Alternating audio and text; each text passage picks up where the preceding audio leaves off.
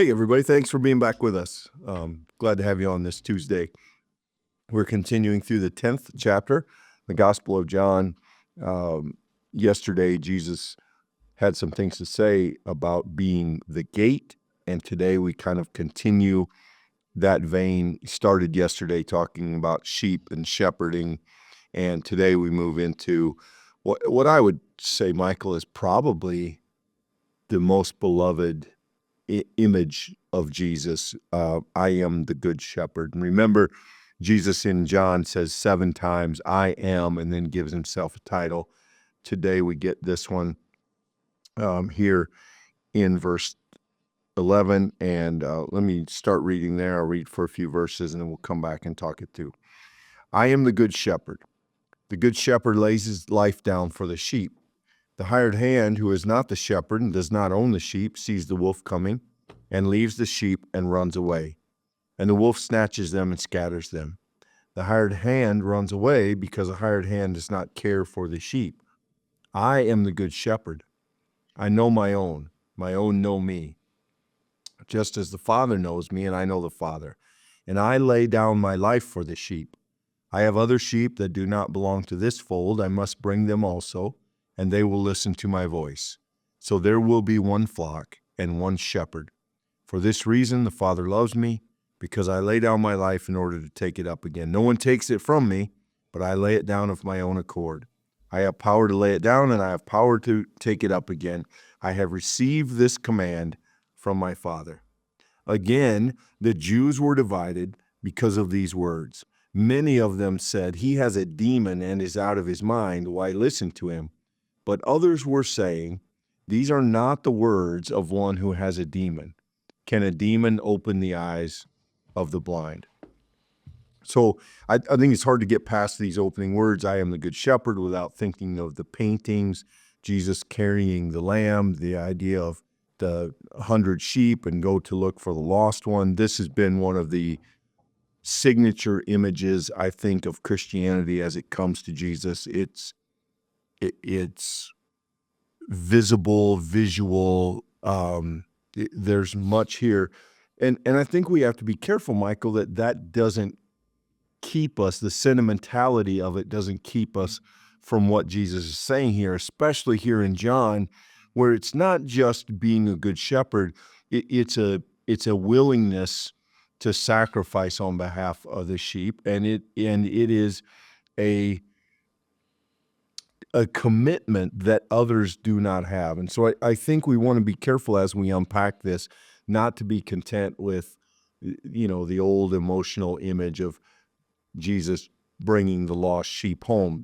That's a beautiful idea, but there's a little more here than that. There absolutely is. And I think that connects to what we had talked about yesterday at the end of the study there. And it's a very important bridge into the text for today. And I want to bring it up here. We ended on verse 10 in the previous study. Of course, if you missed that, I want to encourage you, jump back, hit the previous button, listen to that study. But here we are, verse 10.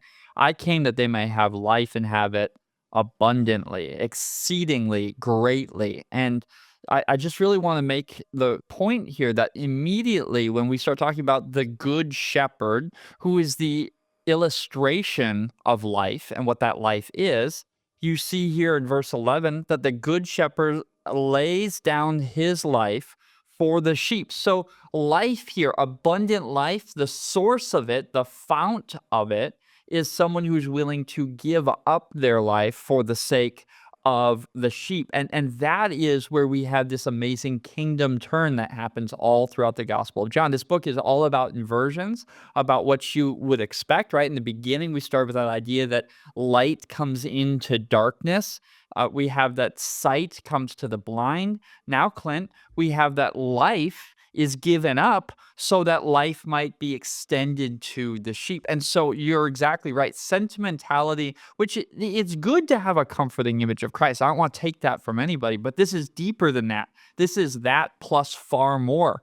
This story is essentially another way of conceptualizing what Jesus Christ has done. Yes, we know that Jesus Christ took on flesh, like in Philippians. He left the celestial heights and took on the humble human existence, right? We also know that image of Jesus Christ who is crucified, who dies on the cross. That's a sacrifice given. This is another amazing biblical image, or one of the many images that we need to fully understand the gravity of the gospel, that life abundantly finds its root and source in the one who's willing to give it up for the sake of those who, by the way, sheep aren't a particularly grateful animal. I mean, they don't express emotion, right? So even the image pushes a little against that. That you have Jesus going out for this creature that isn't very good at caring for itself, and caring for it even though it hasn't asked. That's the kind of amazing depth of this image.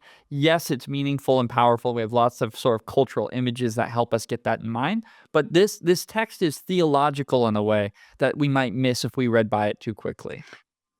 In contrast to some of modern life, Scripture is generally unconcerned with how one feels and is typically very concerned with how one acts. And so the idea here is that Jesus isn't the good shepherd simply because he cares about the sheep, but because, unlike anyone else, he will die for the sheep. He will die for those that he's to take care of, that he's in charge of, that he's charged with. They know him, he knows them, and he will give up his life for them. That is very different from the idea that good here means some kind of performative action, that he feeds them on time and he takes them out for walks.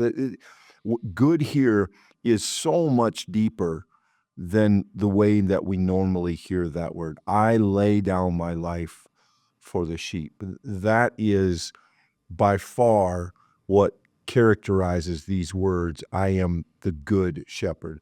I don't know what we can do with it, Michael. It is one of those verses that has received a crazy amount of attention through the years, and probably for not the best reasons. But you have here this next little saying in John, I have other sheep that do not belong to this fold, and I must bring them also. Now, I've heard that applied to everything from aliens and extraterrestrial. If there's a good answer to this, it probably means Gentiles. Probably John is here looking in the church of his day, is looking at the reality of extending the gospel past the Jewish hearers. And maybe Jesus is here indicating that, because I will bring them in also, and they will listen, so there will be one flock. Whoever Jesus has in mind there, and again, there have been lots of speculations about who that would be. The point is that they're going to be one fold under one shepherd, the good shepherd. And then again, the last part here makes me smile, because I think of all the gospel writers, these would be the words most compelling to John. No one takes my life from me. I lay it down. I take it up again. Nothing ever happens to Jesus by chance, nothing outside of his control. He makes the decisions about even his life and death. And John would love these words. I think, given the rest of the gospel, these fit in really well. Yeah, and the key linchpin of that here we see right at the end, Clint. I lay it down of my own accord. I have power to lay it down. I have power to take it up again. Jesus in the Gospel of John is always empowered. He's always the one who has the ability to do what needs done. So in this gospel, then, the fact that Jesus is the shepherd who goes out to care for the lost and the least, that's a choice that Jesus makes. That's not an obligation. He's not forced into that position. He's not in some way coerced. No, Jesus is doing this because he has chosen to do it. He has the power to make that choice and then to fulfill the needs of that choice. And I also just want us to really be clear here that to keep us from going astray, I think, to keep us from broadening out even though we don't exactly know what this other sheep language is about, don't miss verse 17, friends. For this reason, the Father loves me, because I lay down my life in order to take it up again. John is giving you the shorthand here. Hey, it ain't about figuring out who the other is. It's about the fact that Jesus is laying down his life. John is saying to us, hey, this is the main point.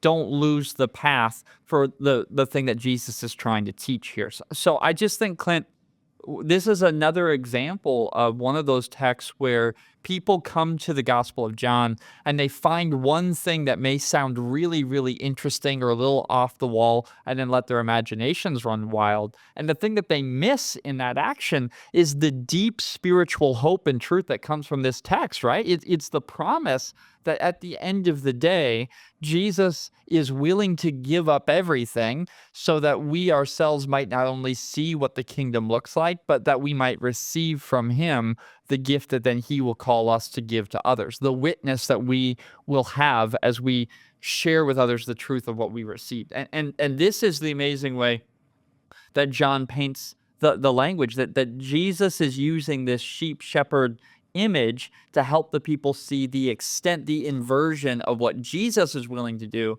as opposed to what other earthly shepherds may not be willing to do. And here John sets that up with, I think, clear distinction. Yeah, and then as we move toward the end of the passage, we get kind of where we always get, that there now has to be a decision made about Jesus. Jesus says a divisive word. He presents a case that some hear one way and some hear another. And so he tells us, verse 19, again, the Jews were divided. Some of them said he's a demon, he's out of his mind. We've heard that. And the others said, these are not the words of one who has a demon. And then hearkening back to chapter 9, can a demon open the eyes of the blind? And so at every turn, I don't want to overdo this, and I hope we don't beat it into the ground, but at every turn in the Gospel of John, when Jesus does or says anything, there is this aftermath in which there are two camps.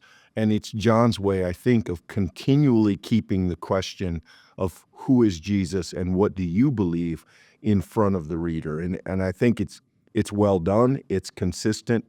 We'll point it out to you with trying not to overdo it, but no surprise we end this passage with it again. Don't you think, though, that this conclusion, if we can separate ourselves a little bit, don't you think it is a surprising conclusion to a modern hearer, Clint? Because with our images of Jesus, those big stained glass windows of Jesus with the sheep over his shoulder, right? This is such a comforting, touching image. I think we're all, if we're going to be honest, a little surprised once verse 19 rolls around. Whoa, the Jews are divided. They're claiming that he has a demon. This is a strong response, right? I mean, this happens all throughout John, so we're not surprised by that at this point. But one thing that should hit us is what Jesus is saying to that original audience, which clearly they heard, was a kind of critique, right? This is not just comfort. This is also challenge. Jesus is also calling out the people who claim for themselves to be shepherds and say, but the truth is, you're not willing to die for the sheep. In fact, we go back to our conversation yesterday. You are sneaking in not through the gate, you're sneaking in through other ways. And who comes in through the fence? Well, that's robbers, right? That's the villain. And so here we are beginning to see that this image, which I think in the modern world we almost exclusively think of as being a comforting image, a very pastoral, caring image, we now discover here that it's also an unbelievably challenging and pointed claim against those who would stand against Jesus in his revelation. So this is another Johannine way, I think, of helping us understand what Jesus's breadth of claims actually were. He was trying to make it clear that it's either you're all in on who Jesus claims to be, or you're someone who is standing outside of that way, that you're someone who can't see the revelation and you're blind. And I think that the ending of this text is a fascinating question that John leaves us with, put into the words of these divided people. Can a demon open the eyes of the blind? And we know in John, blindness is never just physical. So that question, that can who can be the one to open a physical eye, but who also can open the spiritual eyes of the people to see the truth of who they are? Well, of course, no one could do that except God himself. And that's exactly the answer to that question that John's opening to us and inviting us to consider and ponder based upon what's come before in this book. Yeah, I think, you have to pay attention to what comes where, and the fact that the Jews are divided. It's not a surprise that the exact line before that is, "I have received this command from my Father," and you either accept that as yes, or you stand against that as no, and this occasions again a divide, and we're not done with that. In tomorrow's passage, we will continue to play some of that out. It's fascinating, I think, to people who grow up in the church, and I count myself chief among them, how much of the Gospels are devoted to the divinity of Jesus Christ, the revelation of Jesus Christ as the Son of God. The fact that Jesus over and over again has this language of "I received this command from my Father." That for people who pray the Lord's Prayer potentially every day, for people who have become accustomed to the language of Father, I don't think that this strikes us with the same kind of force that it would have in its original reading in the first century or the early second century. There's just this reality that the Christian church understood the depth of the claims that were being made about Jesus Christ, that God took on flesh, that the light of the universe had a human frame, that Jesus was the shepherd who came, and that shepherd was God himself, not some human teaching some, good moral teaching.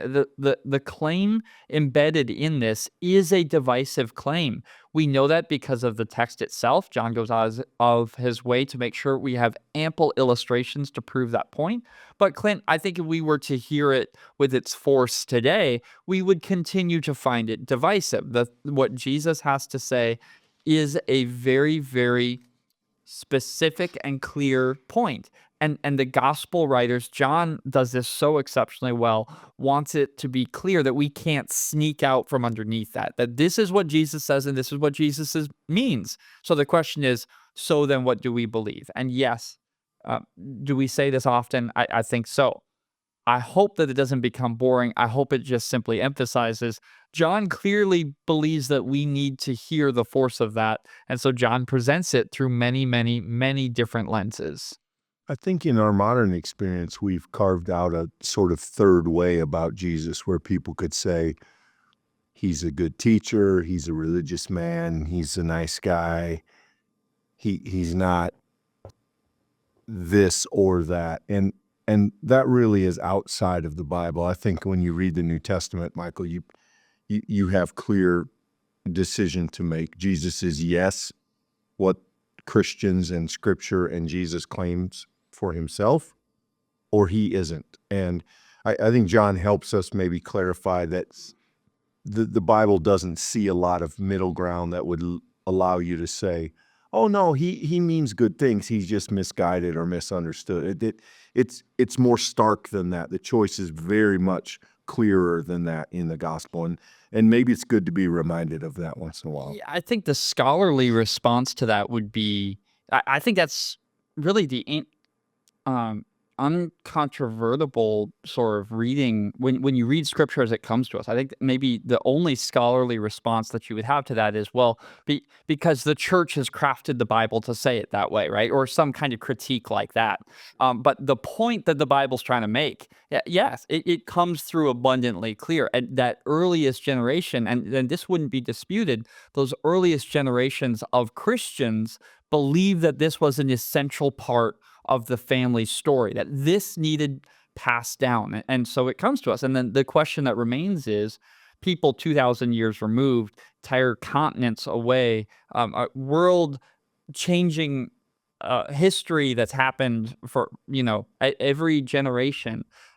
Will we wrestle with these questions? Will we engage with who Jesus claims to reveal and who Jesus claims to be? And John holds that opportunity in front of us, and hopefully that this conversation doesn't sound boring, a repeat of previous refrains that we've made. Hopefully, it helps us to see it from another perspective. Yeah, and I don't mean to insinuate that you can't believe a third thing about Jesus. I mean, I think there are people who claim those other ideas. I just don't think they're biblical ideas. I think when the Bible presents Jesus, it presents this choice that he is or isn't, and doesn't allow much in the way of options in between those two poles.